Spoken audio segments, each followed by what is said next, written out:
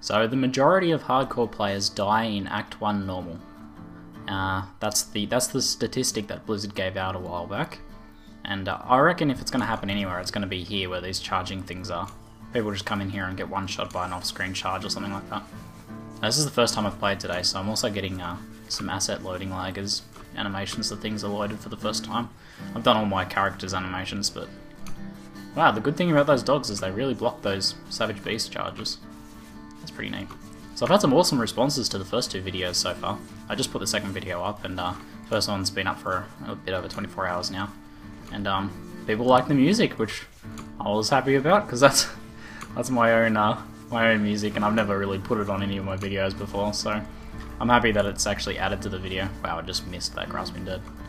I'm happy that it's added to the video and not just detracted from it, which it could have gone either way, so I'm appreciative of the feedback. I was pretty keen to find out what people thought about that. Check out these two shrines next to each other. What an awesome spawn. Fighting in the tunnels with the dogs and the Templar is it's pretty easy work. They just section everything off and I can just sit here spitting darts at them. It's pretty cool stuff. I'm sure I'll find out many more reasons why Witch Doctors are doing so well in hardcore according to the Paragon levels. Although the top NA Paragon hardcore Witch Doctor died yesterday. Apparently he was playing a bit fast and loose, a bit recklessly. A few other Witch Doctors said he was using a build and effective like gearing setup that just wasn't very safe. Though he might have been farming hell and just died to lag. I believe he was Australian as well, so if he died to lag, that's pretty understandable, being an Australian myself. We do get pretty bad connections sometimes, connecting all the way to the US. Oops, we need more dogs. There you go, not too bad. Kind of missed that soul siphon a bit, but that's right, I'm not going to be putting myself in too much danger just to get a soul siphon. Need another snare there, there we go. That 80% slow is pretty powerful. It reminds me of using Caltrops a lot as a demon hunter to level in hardcore.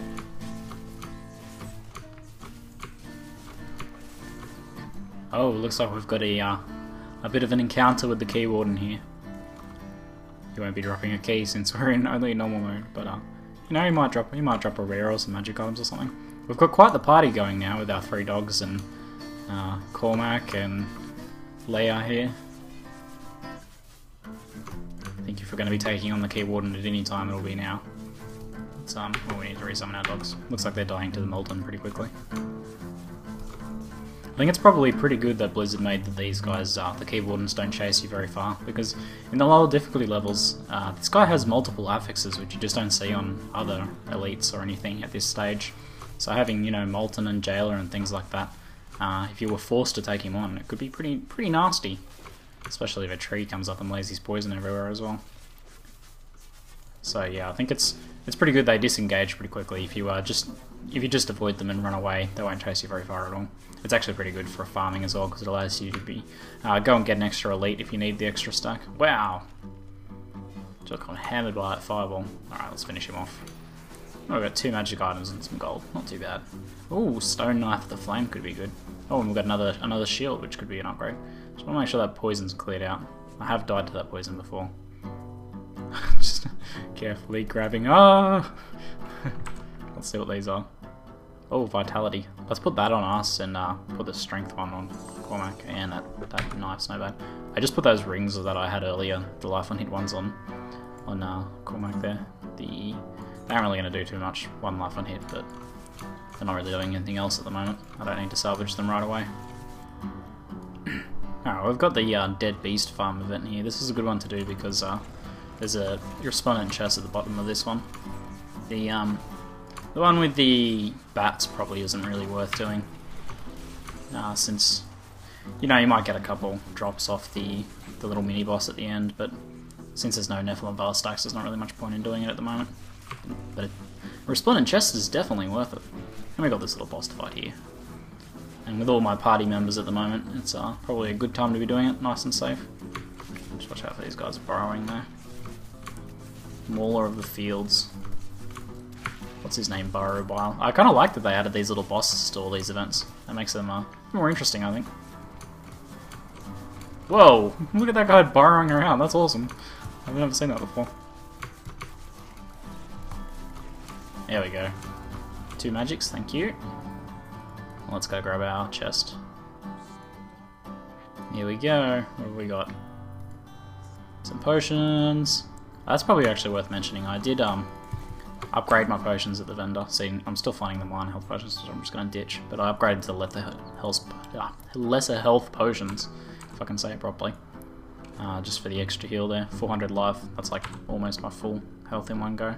Whereas the other ones I think like 150 or 200 or something. So you want to upgrade those as soon as you can. You know, as soon as you can buy them. It's definitely worth the money on hardcore.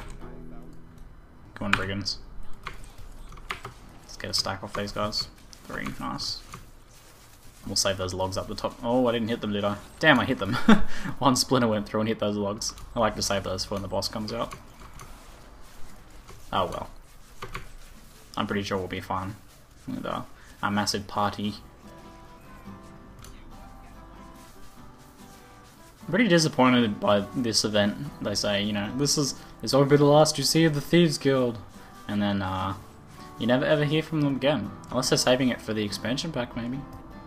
Secrets. This isn't over. The rest of the Thieves Guild will find you. And then nothing for the rest of the game.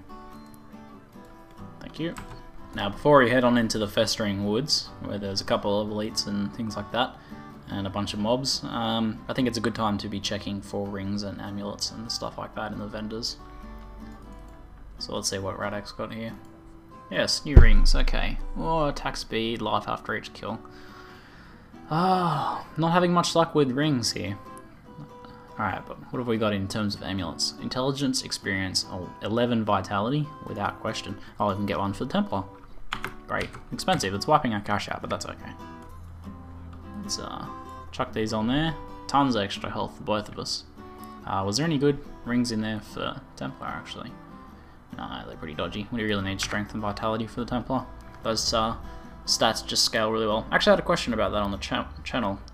Main stats, they're multiplied by a lot on your followers, so they're really worth stacking as much main stat as you want. Life on hit is okay. Life after kill, all those other stats are pretty useless. Pickup radius obviously doesn't work. Magic find and gold find are given to you by a percentage of 20%, so if your Templar has, you know, 100% gold find, you'll get an extra 20% gold find. Same for experience as well, so you can put a Hellfire ring on your follower. What else? So stacking your main stats and your adventuring stats like that. Not too much else is worth it. If you can get a weapon with, you know, okay DPS, you know, like even if it's like 600 to 800.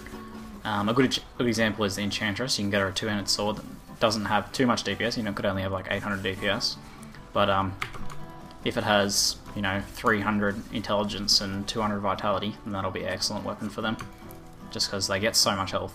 The followers, even with like the lesser amount of gear they can equip, can actually end up with more HP than you because of that.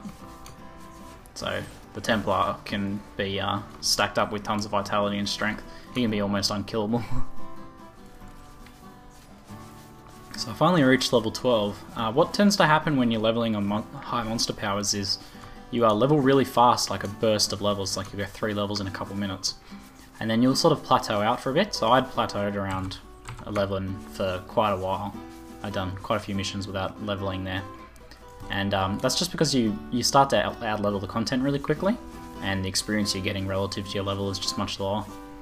So the best thing you can, if you're actually trying to like speed level, you know, solo, then the best thing you can do is put it up to monster power 10, level until you've sort of hit a plateau, then drop it down to monster power 0 and just progress through the game really quickly. So oh, I'm grabbing magics, aren't I? So just move through until you get to the higher level content, and then put it back up to monster power 10. Though that practice might be a bit dangerous in hardcore with the life scaling and stuff not being even. You might not expect a sudden jump in difficulty, and that sort of thing could get you killed. You want things to be as predictable as possible in hardcore, which is kind of the opposite of what I'm doing here, doing self-found gear and not having played a Witch Doctor before and etc, etc. But you know, it's all in the name of fun. If I die this episode, then that's okay. It was a fun little tiny adventure. But you know, I think I'll at least make it through normal. I have made it through normal with hardcore characters before, so. Although Monster Power 10 could be interesting, especially when I come up to some of the later bosses. See how I go. It's fun sniping these guys down in here. Looks like I've got a Waller champion here. I don't really want to get walled in with all these mobs. Looks like my dog's still doing okay. That's kind of a funny wall. This is not a good spot to be in. Let's resummon our dogs there. Alright, managed to wiggle my way out there. Force move! Make sure you bind it to something. I bind it to my mouse button, my middle mouse button. It's unbound by default. A lot of people just bind it to like a keyboard key or something like that, but have it easily accessible and learn to use it. Because it's nothing worse than trying to get out of a situation where you're going to die and instead clicking on a mob and attacking them. That can be pretty devastating and will cause you to die in softcore, and it will definitely cause you to die in hardcore.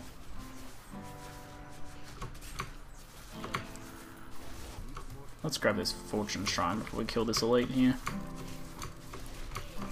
Then I think after I do these Warriors Rest and that, finish this quest off, I'll do a bit more crafting. I've got a fair few magic items there to salvage.